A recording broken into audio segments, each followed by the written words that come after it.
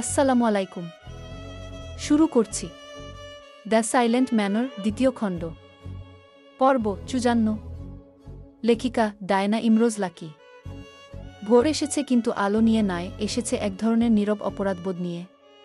গতকাল রাতের সমস্ত অন্ধকার পেরিয়ে যখন আকাশ ফিকে নীল হতে শুরু করেছে, তখনও ঘরের সামনের উঠোনে সুফিয়ান বসেছিল গি। এই কথাটাই সবচেয়ে ভয়ঙ্কর, কারণ মানুষটা আর বসে নেই, চলে গেছে চিরতরে। রাতে গুলিটা লেগেছিল সুফিয়ান এর বুকে, খুব কাছ থেকে। শব্দটা মুহূর্তের জন্য রাতকে ছিঁড়ে দিয়েছিল একটা ভাঙা বজ্রের মতো। তারপর নিমেষেই সব শান্ত হয়ে যায়। সেই শান্তির ভেতরেই তার বুক থেকে রক্ত নেমে এসেছিল মাটিতে, ধীরে ধীরে, নিঃশব্দে। যেন মাটিও বুঝে উঠতে পারেনি সে কি গ্রহণ করছে। লাল রক্তে উঠোনের ধুলো ভিজে গিয়েছিল। যেখানে তার প্রতিদিন পায়ের ছাপ পড়ত, সেখানে জমে উঠেছিল জীবনের শেষ চিহ্ন। জলটা চেয়েছিল, বোধহয় তীব্র তেষ্টা পেয়েছিল, কিন্তু শেষ তেষ্টা আর মেটাতে পারেনি। কিছু সত্য বলতে চেয়েছিল, কিছু অজানা ব্যথা বোধহয় জানাতে চেয়েছিল, পারেনি। মুখ থেকে শেষ শব্দ আর বেরোয়নি। গুলির আঘাত বুকে জমাট কষ্ট হয়ে আটকে দিয়েছিল সব কথা। শরীরটা ধীরে ধীরে সামনে ঝুঁকে পড়েছিল। ফজরের আজানের আগ মুহূর্তে বাতাস একটু কেঁপে উঠেছিল। পাখিরাও ডেকেছে দূরে কোথাও। তখনই দেখা গেছে উঠোনে রক্ত শুকোতে শুরু করেছে। গাঢ় লাল রংটা কালচে হয়ে গেছে। মাটিতে ফাটল ধরেছে তার চারপাশে, যেন মাটিও ব্যথা সহ্য করতে না পেরে ফেটে যাচ্ছে। তার শরীর ঠান্ডা। ভোরের হালকা শিশির তার পাঞ্জাবিতে জমেছে। সাদা রঙের পাঞ্জাবি, কাল রাতে পড়েছিল। বিমতি নিজে আলমারি থেকে বের করে দিয়েছিল। পরিচিত সাদা রংটা এখনও পরিচিত, অথচ ভয়ঙ্করভাবে অচেনা। আজ ওর ভাইকে চিরবিদায় এর জন্য সাদা রঙের কাফনের কাপড়ে মুড়িয়ে মাটির ঘরে শায়িত করবে। বুকে গুলির ক্ষতটা স্পষ্ট দেখা যাচ্ছে। কোনো ব্যান্ডেজ নেই, কোনো চিকিৎসা নেই, শুধু একটা ক্ষত যেটা সবকিছু শেষ করে দিয়েছে। সকালের আলো ধীরে ধীরে মুখে পড়ল সুফিয়ানের। আলোটা নিষ্ঠুর, চোখ দুটো আধ খোলা তার। দৃষ্টিতে কোনো অভিযোগ নেই, কোনো ভয় নেই, শুধু বিস্ময়। যেন শেষ মুহূর্তে বিশ্বাসই করতে পারেননি যে এই রাতেই সব শেষ হবে। বেঁচে থাকার তীব্র সিদ্ধান্ত নিয়েও শেষ মুহূর্তে হেরে গেল সুফিয়ান। চারপাশে আর কোনো কান্না নেই এখন, শুধু বাতাসে ভেসে বেড়াচ্ছে মৃত্যুর ঘ্রাণ। ভোরের আলো আর রাতের রক্ত একসাথে মিশে এমন এক দৃশ্য তৈরি করেছে যা জীবনের সঙ্গে যেন বেমানান। বিমতি সুফিয়ানকে জড়িয়ে ধরে এখনও বসে আছে। বদরু ওরা পাশেই বসা ছিল। মৌলভী সাহেব এসে বলেছেন কবর খুঁড়তে, বাঁশ কাটতে হবে, বড়ি পাতা গরম জলে শেষ গোসল এর ব্যবস্থা করতে, দাফনের আয়োজন করো। কিছু গ্রামের মহিলারা এসে বিমতিকে সুফিয়ান এর থেকে সরাতে চাইল। বিমতি ওর ভাইকে ছাড়বে না। ছেড়ে দিলেই হয়তো ওর ভাইকে ওর থেকে কেড়ে নিয়ে যাবে কেউ। মহিলাদের সাথে উচ্চস্বরে কথা বলে উঠল। উনাদের স্পর্শ করতে বারণ করল ওকে। তারপরও জাভেদের ইশারায় বিমতিকে সরিয়ে ফেল মহিলারা। একজন অনুচর এসে সুফিয়ান এর মৃতদেহটি সাদা কাপড়ে ঢেকে দিল। সুফিয়ান ছিল শক্ত মানুষ। যেই মানুষটা সামনে থাকলে ভয় কমে যেত, আজ সেই মানুষটাই পড়ে আছে অসহায়, নির্বাক হয়ে। বুকের ভেতর যেটুকু উষ্ণতা ছিল তা মাটিতে ঢেলে দিয়ে গেছে।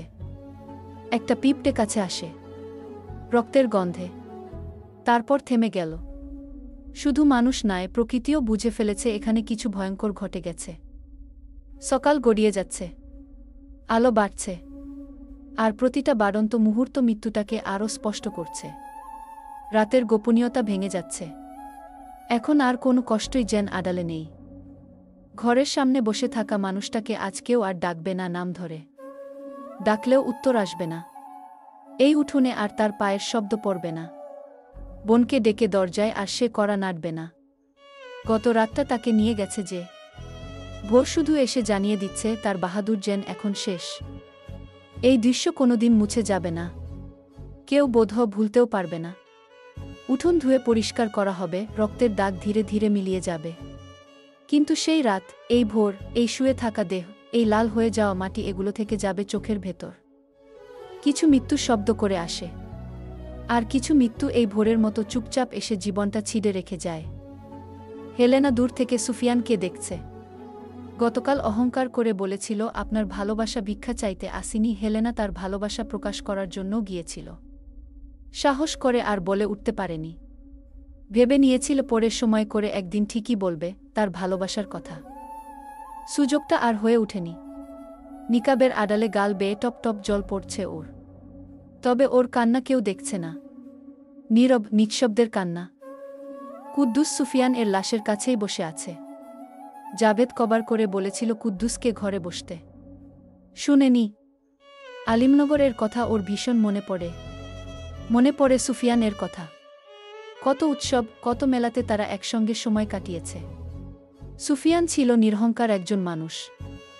এত এত নামডাক, ধনসম্পত্তি তার থাকার পরেও এক চুল পরিমাণ অহংকার তার ছিল না। সবার সাথে বিনয়ের সাথে কথা বলত, নরম আচরণ করত, অন্যর দরকারে প্রয়োজন ছুটে এগিয়ে যেত। গ্রামবাসীদের সাহস দিত, ভরসা চুকাত। আজ যেন সেই ভরসাস্থল রক্তের স্রোতের সাথেই ভেসে গেছে। ভাবতেই অবাক হচ্ছে সকলে, যে মানুষটি গতকালও বেঁচে ছিল আজ আর সে নেই। রশিদ তালুকদার ঘরের সামনে বসে আছেন। উনি অনুতপ্তের আগুনে জ্বলে পুড়ে ছারখার হচ্ছে। রাগে আক্রোশে সত্যটা না জেনেই নিজের সন্তানের হত্যার প্রতিশোধ নিতে নিরপরাধ সুফিয়ানকে মেরে ফেলেছে। মানুষটি তার মেয়েকে ভালোবেসেছিল। ওকে ঘিরে বাঁচতে চেয়েছিল, পারেনি। সিলমন হাজদার তার প্রাণপ্রিয় বন্ধু ছিলেন। শত স্মৃতি তার এখনও জমে আছে। একদিন সিলমন হাজদার বিপদে পড়েছিলেন, শত্রুদের কবলে। সময়টা ছিল রাত। দুর্ভাগ্যবশত সেদিন সিলমনের সাথে কোনো অনুচর ছিল না। চারদিক থেকে অস্ত্র হাতে কজন আক্রমণকারী এগিয়ে আসে। সিলমন দিকবিদিক হারিয়ে ফেলেছিল। মৃত্যুর সময় গুনতেছিল। ঠিক সেই মুহূর্তে রশিদ উপস্থিত হয়েছিলেন দূত হয়ে। সিলমন হাজদারকে বাঁচিয়েছিলেন।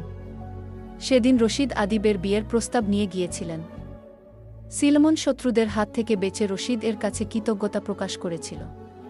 সিলমন হাসতে হাসতে সেদিন বলেছিল, চারদিকে আমার শত্রু দেখেছিস তো, কখনো যদি আমার কিছু হয়ে যায় তবে আমার সন্তানদের দেখে রাখিস। রশিদ সেদিন তাকে কথা দিয়েছিল, কিন্তু আজ সেই ওয়াদার বরখালাপ হয়ে গেছে। রশিদ নিজেই সিলমনের শত্রু হয়ে গেলেন। তার সন্তানকে নিজ হাতে মেরে ফেলেছেন। আক্ষেপ হচ্ছে, তীব্র কষ্ট হচ্ছে, যা অপ্রকাশ্য। বিনতি সুফিয়ান এর দেহটার দিকে তাকিয়ে কাঁদছে। ওর কান্না যেন আর থামার নয়। নিজের চোখের সামনে ভাইজের মৃত্যু বোনের সহ্য হওয়ার নয়। ওরও হচ্ছে না। বুকটা ফেটে যাচ্ছে চাপা আর্তনাদে। চারপাশে সবাই সুফিয়ান এর শেষ বিদায়ের আয়োজন করছে। আজকের দিনটি দেখার জন্য বিনতি প্রস্তুত ছিল না, কখনকালেও না। বিনতি, এক গ্লাস জল এনে দে। খুব জলতেষ্টা পেয়েছে। বিনতির চারপাশের শব্দটি বারবার প্রতিধ্বনিত হচ্ছে। ওর ভাই শেষ তৃষ্ণাটা অবধি মেটাতে পারেনি বলেই ওর যন্ত্রণাটা যেন আরও বেশি। বিনতি মহিলাদের হাত সরিয়ে পুনরায় এসে সুফিয়ান এর পাশে বসে সাদা কাপড়টা সরিয়ে ভাইয়ের রক্তাক্ত মুখটি দেখছে। জীবনের শেষ দিন পর্যন্ত শুধু ব্যথা বয়ে বেড়াচ্ছিল সে। এতটুকু সুখ পায়নি যেন জীবনে। দুঃখ দিয়ে পূর্ণ ছিল তার জীবন। দুঃখকে ভুলে যখন সুখের আগমন ঘটল, ঠিক তখনই যেন প্রতিশোধ এর একটি অংশ এসে হানা দিল। প্রতিশোধ এর খানিকটা ইচ্ছে, অপরদিকে মায়ের বাঁধনে জড়িয়ে যাচ্ছিল তার জীবনটা। টানাপোড়েন এর শেষ পর্যায়ে এসে নিয়তি তাকে খণ্ড খণ্ড করে দিয়ে চলে গেল। আজ করেছে পুরোপুরি সমাপ্ত তার গল্প। সোলেমান ওরা এসে সুফিয়ান এর লাশটি খাটিয়ায় শুইয়ে দেয়া। গোসলের জন্য অন্য পাশে ব্যবস্থা করা হয়েছে। চারজন মিলে খাটিয়া কাঁধে তুলে নিতেই বিনতি সুফিয়ান এর হাতটি ধরে। ওর ভাইকে নিতে দিবে না। চিৎকার দিয়ে উঠল, আমার ভাইকে নিবেন না। ওর চিৎকারের যেন আজ মূল্য নেই। কেউ আজকে ওর কথা শুনবে না। আজ সবকিছু হবে নিয়মে। নিয়মের বাইরে বোধহয় কিছুই সম্ভব নয়।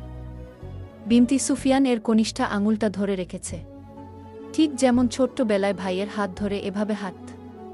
আজ ও ধরেছে। তবে আজ আর ওর ভাই পাশাপাশি হাঁটবে না। বোনকে নিয়ে ঘুরতে যাবে না। আজ ওর ভাই চিরস্থায়ী ঘরে ঠাঁই নেয়ার প্রস্তুতি নিয়েছে। সুফিয়ানকে নিয়ে যায়। গ্রামের মহিলারা বিনতিকে সরিয়ে নেয়। ভাই ভাই বলে ডাকতে থাকে। তকদির, আজ ওর ভাই শুনছে না। নিস্তব্ধতার ভেতর পর্দা ঘেরা পরিষ্কার স্থানে শুয়ে আছে সুফিয়ান এর দেহটি। শব্দহীন এমন মুহূর্তে উষ্ণ জল আনা হয়, আর তার সঙ্গে বড়ি পাতা। সবুজ, সুগন্ধি, প্রকৃতির এক নিঃশব্দ আশ্বাস। পাতাগুলো জলে ডুবতেই এক অদ্ভুত ঘ্রাণ ছড়িয়ে পড়ে, যেন গাছের স্মৃতি আর মাটির শীতলতা একসাথে জেগে উঠেছে। প্রথমে মাথায় জল ঢালা হয়। বড়িপাতা দিয়ে আলতো করে স্পর্শ করা হয় চুল আর কপাল। জীবনের ক্লান্তি যেন সেখানেই জমেছিল। উষ্ণ জলের ছোঁয়ায় জমে থাকা ধুলো, ঘাম, রক্ত, পথচলার চিহ্ন গলে যায়। পাতার নরম স্পর্শে শরীর পায় শেষবারের মতো মমতা। কোথাও জোর নেই, কোথাও তাড়া নেই, সবই যেন শেষ ধৈর্যের ভাষা। পাতা ঘোরে বুকের উপর, কাঁধের ভাঁজে, হাতে পায়ে। প্রতিটি স্পর্শে আছে নীরব দোয়া। জল বয়ে যায় শরীরের রেখা ধরে, যেন এক নদী তার শেষ যাত্রায় নামছে।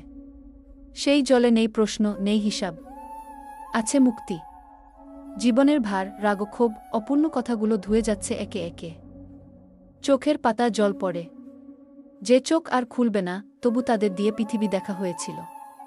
আর দেখবে না। ঠোঁটে জল ছোঁয়ানো হয়। যে ঠোঁট একদিন কথা বলতো, হাসত, প্রার্থনা করত।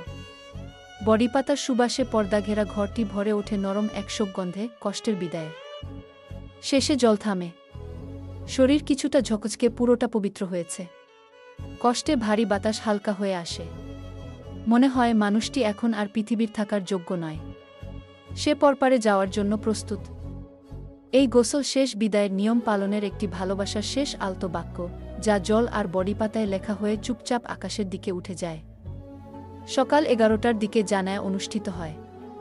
গ্রামের ছোট্ট ছেলে, যুবক, মুরব্বি থেকে শুরু করে সব বয়সের সবাই জানায়ায় শরিক হয়।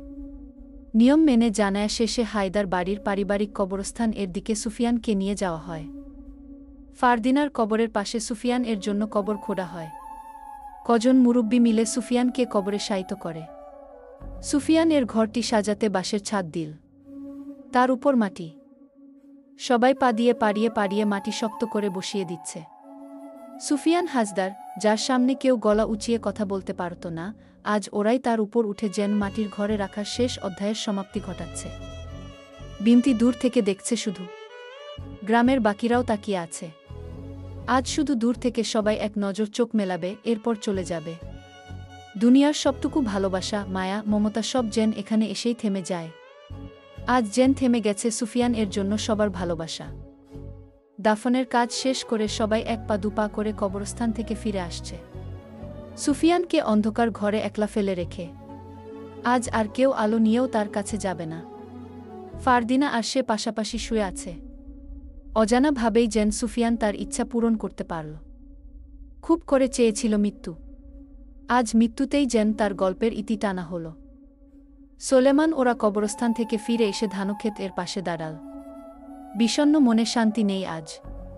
শান্তি আর ফিরবে বলে ওরা নিশ্চিত করতে পারছে না। আকাশ সমান ব্যথা নিয়ে ওদের প্রাণপ্রিয় ভাইকে একা ফেলে এসেছে। সোলেমান হঠাৎ দেখল সুফিয়ান ক্ষেতের আইলে হাঁটছে। তরতাজা মানুষটি। সোলেমান বদরু ওদের দেখাল। ওরাও দেখল। সুফিয়ান ওদের উদ্দেশ্যে বলল, তোরা দাঁড়িয়ে আছিস কেন? খেতে কাজ বাকি। যা, কোদাল নিয়ে আয়। সোলেমান ওরা সত্যি সত্যি কোদাল নিয়ে আসল। খেতে কাজ শুরু করল। কাজ করার ফাঁকে ফাঁকে মাথা তুলে সুফিয়ান এর দিকে দেখছে। সুফিয়ান হেঁটে হেঁটে ওদের থেকে দূরে যাচ্ছে। ওরা হঠাৎ করে কাজ থামাল। সুফিয়ান দাঁড়িয়ে ওদের দিকে ঘুরে বলল, আবার কেন কাজ বন্ধ করলি? আলসেমি করলে চলবে না, তাড়াতাড়ি সেরে ফেল। আর হ্যাঁ, আর কোনোদিন চুরি ডাকাতি করবি না। ওরা মাথা আউডাল। বুঝেছে? সুফিয়ান এর কথা মেনে চলবে। এরপর সবকিছু নিস্তব্ধ। সুফিয়ান যেতে যেতে হাওয়া হয়ে কোথায় যেন মিলিয়ে গেল। সোলেমান ওরা আর দেখল না। হ্যালুসিনেশন হচ্ছিল। সোলেমান তবু একবার বিষাদ ভরা কণ্ঠে বলল, কিছুক্ষণের জন্য ভেবেছিলাম উনি হয়তো বেঁচে আছেন। কিন্তু না, আমাদের মাঝে আর সুফিয়ান হাজদার নেই। এভাবেই সবকিছু সেদিন শেষ হয়ে গিয়েছিল, বললেন সেলিম। উনি থেমে থেমে কেঁদে উঠছেন ভাঙ্গা গলায়। সেই সাথে কাঁদছে মীর, রাফিদ, আহির। রাত বাড়ার সাথে সাথে যেন তাদের কষ্টগুলো বেড়ে যাচ্ছে। মীর চোখের জল মুছে সেলিমকে কান্না থামাতে বলল। আহির বলল, আমার খুব কষ্ট হচ্ছে সুফিয়ান এর জন্য। তিনি জীবনে কিছুই পাননি, বরং হারাতে হারাতে একসময় নিজেও হারিয়ে গেছেন। কত জমা কষ্ট ছিল উনার ভেতর। মীর আহিরের রেশ টেনে মর্মাহত কণ্ঠে বলল, ও আমারও তার জন্য কষ্ট হচ্ছে। একাধিক টানাপোড়েনে যেন সেদিন সুফিয়ান পড়েছিল। একদিকে গ্রাম, অন্যদিকে পরিবার হারানোর শোক, এরপর যুক্ত হল বিষাক্ত ভালোবাসা। যে ভালোবাসাকে নিজের হাতে মেরে ফেলে নিজেই যেন নিজের মৃত্যু বয়ে আনলগ। পরিবেশ নীরব হয়ে গেল। লণ্ঠনের আলো নিভু নিভু। শীতল বাতাস কোনো ফাঁকফোকর থেকে হিম হিম করে ঘরের ভেতরে প্রবেশ করছে। সেলিম উনার চাদরটা শক্ত করে পেঁচিয়ে নিল। প্রচণ্ড শীতে উনার বড্ড জলতেষ্টা পেল। আহিরকে দিয়ে বাধ্য হয়ে একটু জল চাইলেন সেলিম। আহির রান্নাঘর থেকে মাটির পাত্রে জল নিয়ে আসো। সেলিম এক নিঃশ্বাসে খেয়ে ফেল জলটুকু। ঘন ঘন শ্বাস ফেলে বললেন, সুফিয়ান সেদিন তৃষ্ণার্ত ছিল। জলটুকু অবধি খেতে পারেনি।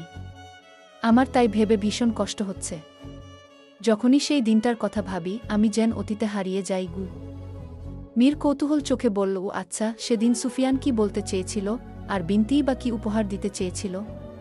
একচোখা ব্যক্তি কোথায়? সেলিম ধীরে বললেন, সুফিয়ান সেদিন কোনো সত্যর কথা জানাতে চেয়েছিল তা আজ পর্যন্ত কেউ জানে না। বিনতি সেদিন কি উপহার দিতে চেয়েছিল তাও আজ অবধি কেউ জানে না। একচোখার ব্যক্তির খোঁজও আর কেউ পায়নি। দ্বিতীয় খণ্ড সমাপ্ত। ছোট্ট পর্ব। গঠনমূলক মন্তব্য আশা করছি। এবং কে কখন কত তারিখে পড়লে অবশ্যই স্মৃতি রেখে যেও।